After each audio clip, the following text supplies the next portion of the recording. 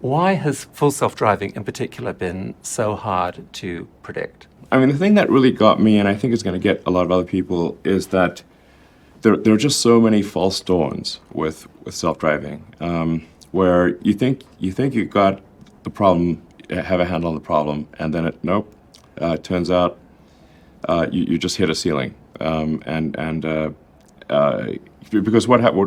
if you were to plot the progress, the progress looks like a log curve. So it's like a series of log curves. So most people don't know what a log curve is, I suppose, but Show the shape of it, perhaps. it goes up sort of a fairly straight way, Right, and then it starts tailing off, Right. and you start And there's a kind of O-shaped getting moment. diminishing returns.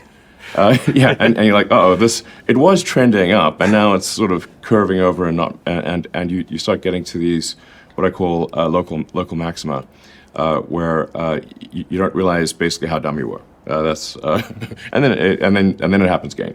So, ultimately, now these things in retrospect they seem obvious, but in order to solve full self-driving properly, you have to solve real-world AI. Because you say, like, what are the road networks designed to work with? They're designed to work with a biological neural net, our brains, and with vision, our eyes. And so in order to make it work with computers, you basically need to solve real-world AI and vision. Because we need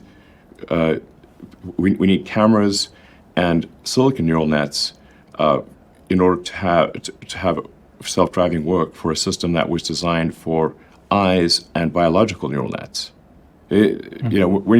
I guess when you put it that way, it's sort of like quite obvious that the only way to solve full self-driving is to solve real-world AI and sophisticated vision. What do you feel about the current architecture? Do you think you have an architecture now where there is a chance for the logarithmic curve not to tail off any time soon? Well, I mean, admittedly, these may be an infamous last words, but I actually am confident that we will solve it this year. That we will exceed. You say, like, what the probability of an accident? At what point do you exceed that of the average person? Right. I think we will exceed that this year. What are you seeing behind the scenes that gives you that confidence? We're almost at the point where we have a high-quality unified vector space. Like in the beginning, we were trying to do this with image recognition on individual images. But if you look at one image out of a video, it's actually quite hard to see what's going on without ambiguity. But if you look at a video segment of a few seconds of video, that ambiguity resolves. So the first thing we had to do was sort of tie all 8 cameras together so they're synchronized, so that all the frames are looked at simultaneously and labeled simultaneously by one person, because we still need human labeling. So that at least they're not labeled at different times by different people in different ways, and then so it's sort of a surround picture. Then a very important part is to add the time dimension, so that you're looking at surround video, and you're labeling surround video, and this is actually quite difficult to do from a software standpoint. We had to write our own labeling tools, and then create an auto labeling. Create auto labeling software to amplify the efficiency of human labelers, because it's quite hard to label video. In the beginning, it was taking several hours to label a 10-second video clip. This is not scalable.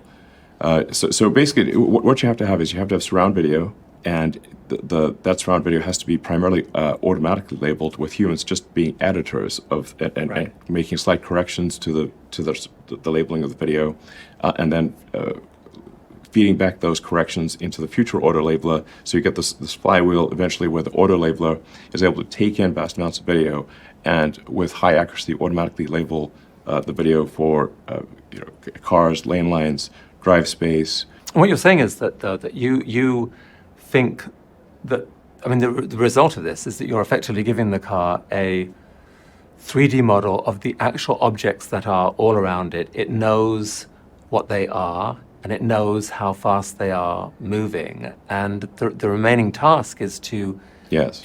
predict what the quirky behaviors are that when a pedestrian is walking down the road with a smaller pedestrian, that maybe that smaller pedestrian might do something unpredictable, or like things like that you have to build into it before you can really call it safe. You basically you need to have memory across time and space.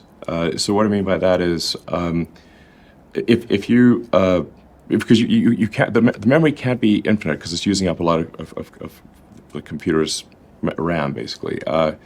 So you have to say, how much are you going to try to remember?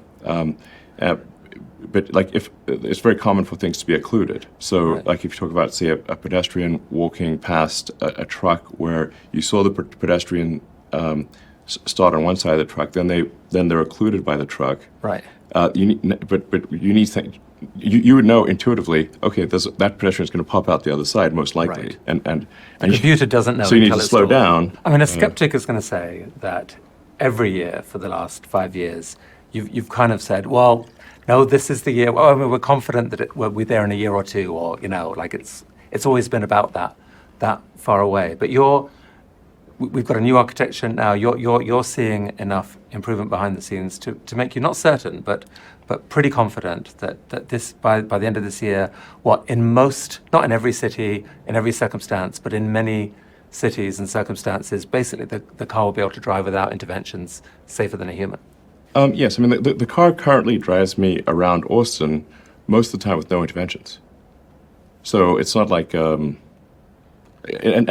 we have over 100,000 people in our full self-driving beta program. So you can look at the videos that they post online. I do. Okay, great. And Some of them are great, and some of them are a little terrifying. I mean, occasionally the Yes. car seems to sort of like veer off and scare the hell out of people. it's still beta. It's still better. But you're behind the scenes looking at the data. You're seeing enough improvement to believe that this year timeline is real. Yes, that's what it seems like. I mean, like I said, we could be here talking again in a year. It's like, well, yet another year went by and it didn't happen. But I think this is the year.